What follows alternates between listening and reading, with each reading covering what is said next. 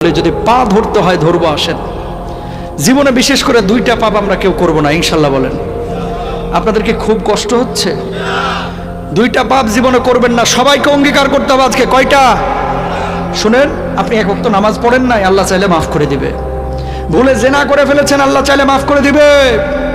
ভুলে একজনকে গালি দিয়ে ফেলেছেন, আল্লাহ চাইলে মাফ করে দিবে। ভুলে ফজরের নামাজে জাগতে পারেন নাই বা ইচ্ছে করে জাগেন না, একদিন আল্লাহ চাইলে মাফ করে দিবে। রোজা একটা করেন না, আল্লাহ চাইলে মাফ করে দিবে। দুইটা গুনাহ এমন আছে যেটা আল্লাহ কখনো মাফ করবে না। কয়টা?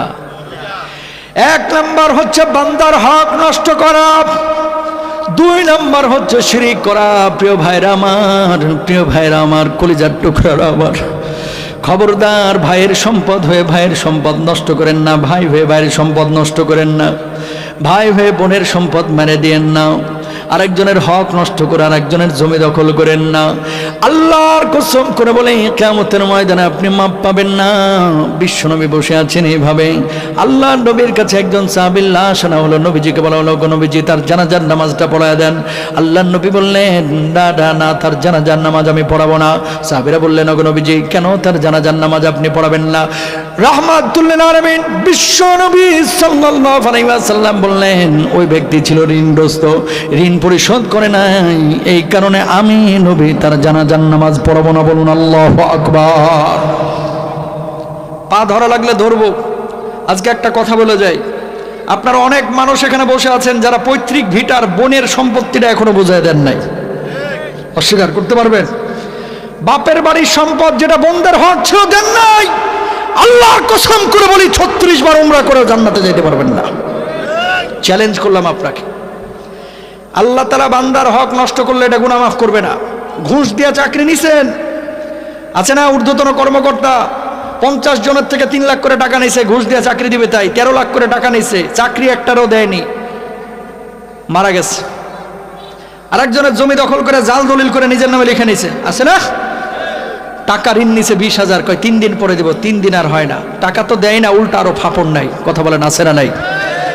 কিয়ামতের ময়দানে এই শ্রেণীর মানুষ, এরা আবার নামাজও পড়ে, রোজাও করে, হজ্জ করে, যাকাতও দেয়। আল্লাহ তাআলা কিয়ামতের ময়দানে ফেরেশতাদেরকে বলবে, এদের আমলগুলো চেক করো তো। ফেরেশতারা তখন বলবে, আল্লাহ, এই মানুষগুলো নামাজ পড়েছে, রোজা করেছে, হজ করেছে, যাকাত দিয়েছে, কিন্তু বান্দার হক নষ্ট করেছে। আল্লাহ কি ফয়সালা হবে? আল্লাহ রাব্বুল আলামিন তখন বলবে, ফেরেশতারা রে, ওদের যে আমলগুলো আছে আমলগুলো কেটে কেটে এখন পাওনাদারদের পাওনা মিটিয়ে দাও।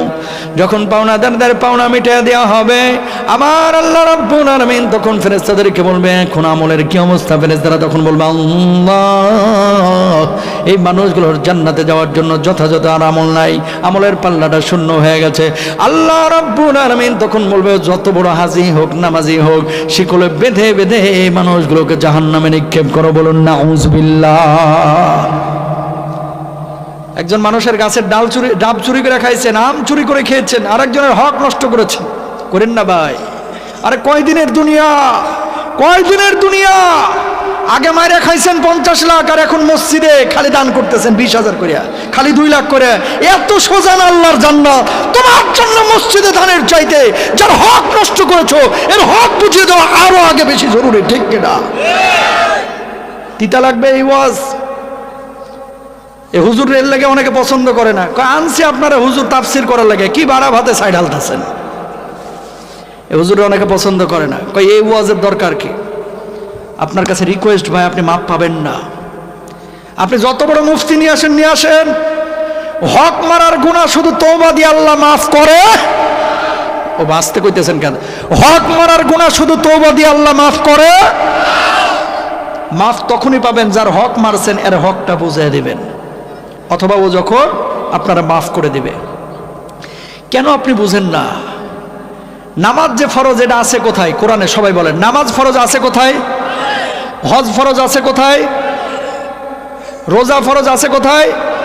নামাজ, রোজা, হজ, যাকাত যে কোরআনে আল্লাহ ফরজ করেছে, বান্দার হক নষ্ট না করা, ওই আল্লাহ ওই কোরআনেই ফরজ করেছে। সুবহানাল্লাহ কোন। কিন্তু আমরা বুঝি না।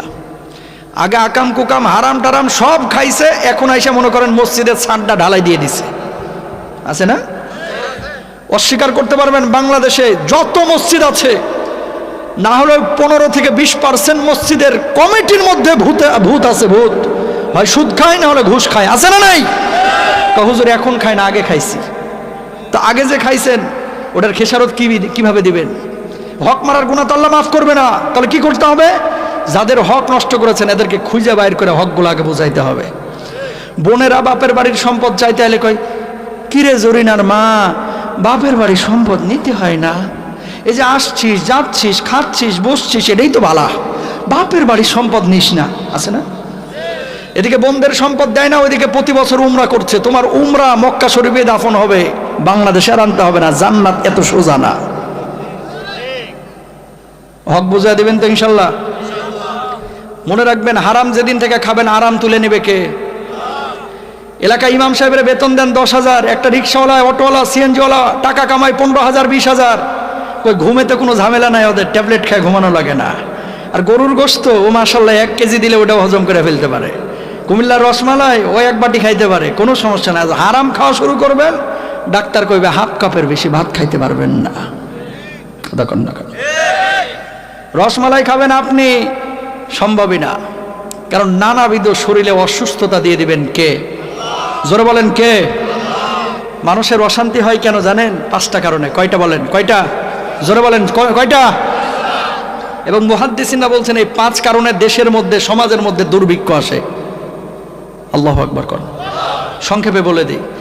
1 নম্বর, আল্লাহর নবী বিশ্বনবী সাল্লাল্লাহু আলাইহি ওয়াসাল্লাম বলছেন, লাম তাদহারিল ফাহিশাতু ফি কওমি কাত্তুন হাত্তা ইয়ালিনু বিহা ইল্লা ফাশা ফাহিমুত তাউন।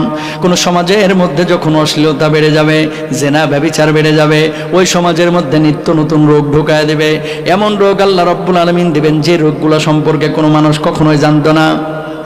করোনা, কথা কন না কেন?